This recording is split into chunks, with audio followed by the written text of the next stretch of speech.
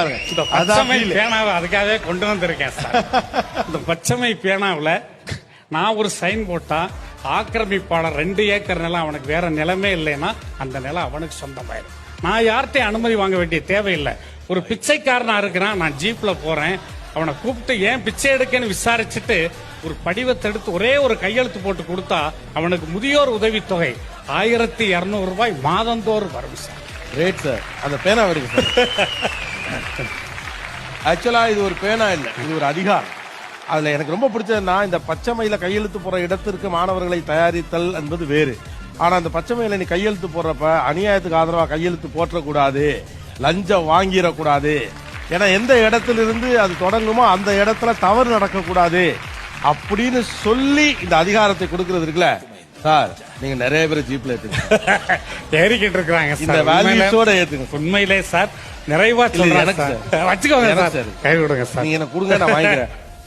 எப்போ போட்டோ எடுங்க. நான் ஒரு தடவை கைலி கட்டி இருக்கிறேன். அதுல ஒரு கிழிஞ்சு போச்சு. அந்த காலகட்டத்தில் அதை தைக்கணும்னா ஒரு ரூபா போதும். ஆனா அந்த ரூபா கூட என்னிடம் இல்லாத ஒரு வறுமை. நான் அதை மறைச்சு வச்சு சில மாதங்களே நான் கட்டி இருக்கிறேன். ஆனா காலம் மாறுகிறது. இன்று நான் போட்டிருக்கிற ஷூ 2500 ரூபாய். ஆக இது எப்படி நான் ஒப்பிட்டு பார்க்குறேன்னா, நமக்கு கல்வி பிளஸ் விடாமுயற்சி இருந்துச்சுன்னா நீங்க எந்த உயரத்தையும் மிக மிக சாதாரணமாக ஓராண்டுக்குள் நீங்கள் தொட்டுவிட முடியும் என்பது எனது அனுபவம். இதற்கு ரத்தமும் சதையுமான சாட்சி.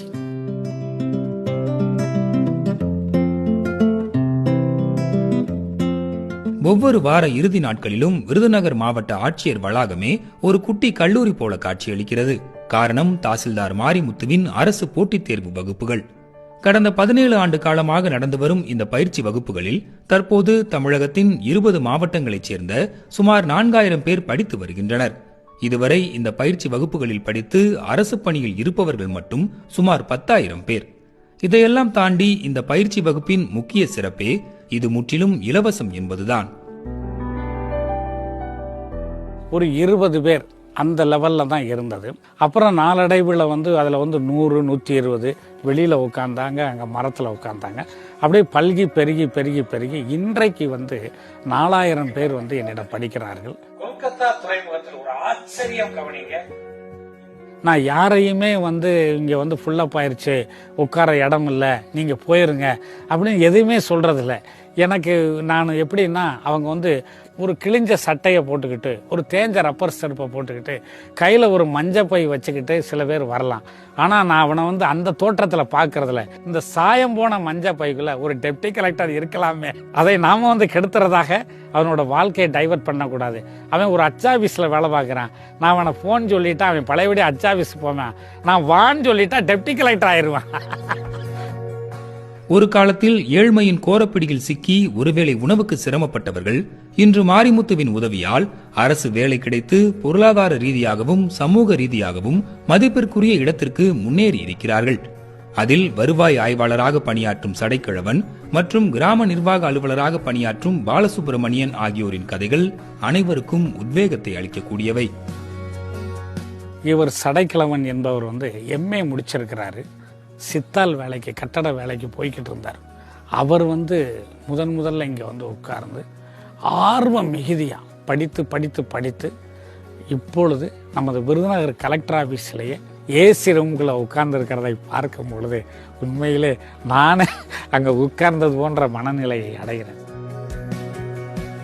சார், இந்த மாதிரி நான் குளித்தொழில் பார்க்குறேன், அந்த பாலாக இருக்கிறேன் சொன்னோடனே நம்மளுக்கு நான் ப்ரிஃபரன்ஸ் கொடுத்து, வாங்க நீங்களாம் முன்னாடி உட்காருங்க, நீங்கள் தான் இங்கே வேலைக்கு வரணுங்க, ஏழைகள் தாங்க வரணுங்க, நான் உங்களுக்கு தானே தான் எனக்கு கிளாஸ் நடத்துகிறேன்.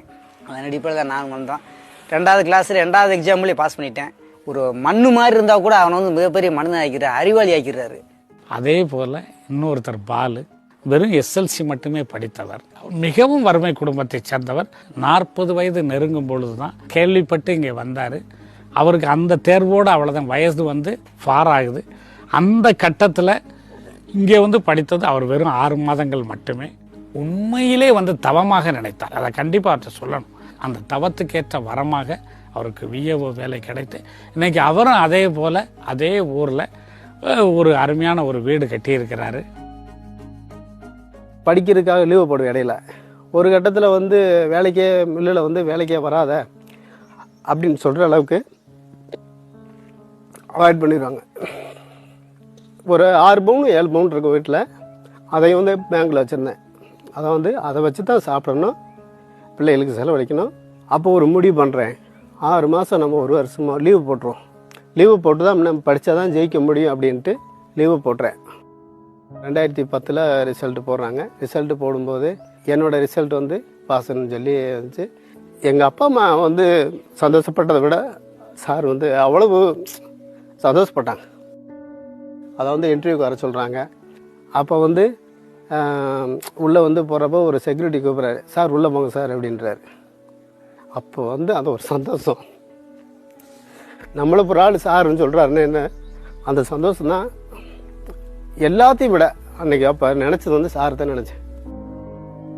விருதுநகரில் உள்ள கூமாப்பட்டி கிராமத்தில் பிறந்த மாரிமுத்து ஏழ்மை காரணமாக கல்லூரி படிப்பையே கடும் சிரமங்களுக்கு இடையேதான் நிறைவு செய்தார். பட்டப்படிப்பு முடித்தும் வேலை கிடைக்காததால் சுமார் 7 ஆண்டுகள் பள்ளி மாணவர்களுக்கு டியூஷன் எடுத்து அதில் கிடைக்கும் பணத்தின் மூலம் தனது அன்றாட தேவைகளை பூர்த்தி செய்து வந்தார். டியூஷன் போக மீதமிருந்த நேரத்தில் அரசு தேர்வுக்கு படித்து 1995ஆம் ஆண்டு நடந்த TNPSC தேர்வில் மாநிலத்திலேயே முதல் மாணவராக தேர்ச்சி பெற்றார். ஆனால் அரசு வேலை பெற தன்னை போல ஏழை மாணவர்கள் வேறு யாரும் சிரமப்படக்கூடாது என்பதற்காக 17 ஆண்டுகளுக்கு முன்னர் அவர் எடுத்து வைத்த இலவச பயிற்சி வகுப்பு என்ற விதைதான் இன்று விருட்சமாக வளர்ந்து நிற்கிறது. நாங்கள் 2003 நாங்கள் வந்து தமிழ்நாடு முழுவதும் நிரந்தரமான அரசு ஊழியர்கள் எல்லாம் ஒரு ஸ்ட்ரைக் அடிக்கும் பொழுது வந்து திடீரென்று தமிழக அரசு நிரந்தர ஊழியர்களையும் வந்து பதவி நீக்கம் செய்துவிட்டு 4000 ரூபாய் என்ற தொகுப்பூதியத்தில் வந்து தமிழ்நாடு முழுக்க வந்து தற்காலிக ஊழியர்கள் வந்து பணி நியமனம் செஞ்சாங்க. அந்த கட்டத்தில் வந்து அவங்களுக்கு TNPSC ஒரு தேர்வு வைக்குது. இந்த தேர்வில் நீங்கள் பாஸ் பண்ணால் மட்டும்தான் உங்களை வந்து நாங்கள் வந்து ரெகுலர் பண்ண முடியும் அப்படிங்கிற ஒரு கண்டிஷனோட விருதுநகர் மாவட்டத்தில் மட்டும் 150 பேருக்கு மேலே இருந்தாங்க. அதில் அந்த 150 பேரை நான் ஒருங்கிணைத்து ஒரு இடத்துல வச்சு விருதுநகரில் நான் பயிற்சி சொல்லித்தரேன்னு சொல்லி ஒவ்வொரு சனி ஞாயிறும் அவர்களுக்காக ஒரு சிறப்பு வகுப்பு வந்து எடுத்தேன். அதில் அந்த 150 பேரில் வந்து 145 பேர் வந்து தேர்ச்சி பெற்று நிரந்தர அரசு ஊழியர்கள் ஆயிட்டாங்க. அப்போ இதையே வந்து நம்ம வந்து கண்டினியூ பண்ணுனா நம்ம உண்மையிலே பிறந்ததுக்கு ஒரு அர்த்தம் கிடைக்கும் என்ற அந்த விதையை நான் முழுமையாக வளர்த்து இன்று மரமாக்கி விட்டேன்.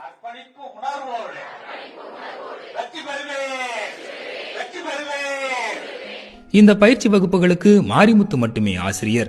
வகுப்பிற்கான முன் தயாரிப்புக்கு வார நாட்களில் வேலை நேரம் போக மீதம் இருக்கும் நேரத்தை பயன்படுத்துகிறார்.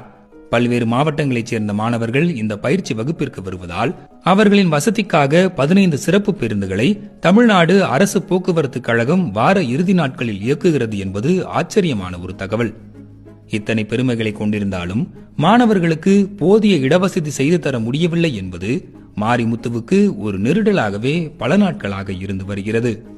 குறைந்தபட்சம் ஒரு 25 முதல் 50 சென்ட் வரைக்கும் நம்ம இடம் வாங்கி அங்கே வந்து எல்லாரும் வந்து நல்லா உட்கார்ற அளவுக்கு கூடுதல் வசதிகளோட நிறைய ஒரு சொஃபஸ்டிகேட்டடாக வந்து அவங்களுக்கு இடம் அமைத்து அவங்களுக்கு ஒரு பயிற்சியை கொடுக்கணும். இன்னும் வந்து அடிக்கொருக்கா வந்து அவங்களுக்கு வந்து சாப்பாடு கொடுக்கணும். இது போன்ற ஒரு மன நிறைவான மன மகிழ்ச்சியான விஷயங்கள் வந்து எனக்கு வந்து ரொம்ப உண்டு சார். உங்களது கோல் எதுவோ அதை நோக்கிய 24 மணி நேரம் அதை பற்றிய சிந்தனையாக எனது பாணியில் நான் சொன்னேன், கல்வி பிளஸ் விடாமுயற்சி ஈக்குவல் டு விஸ்வரூப வெற்றி. வானம் தொட்டுவிடும் தூரம்தான், வானமும் வசப்படும்.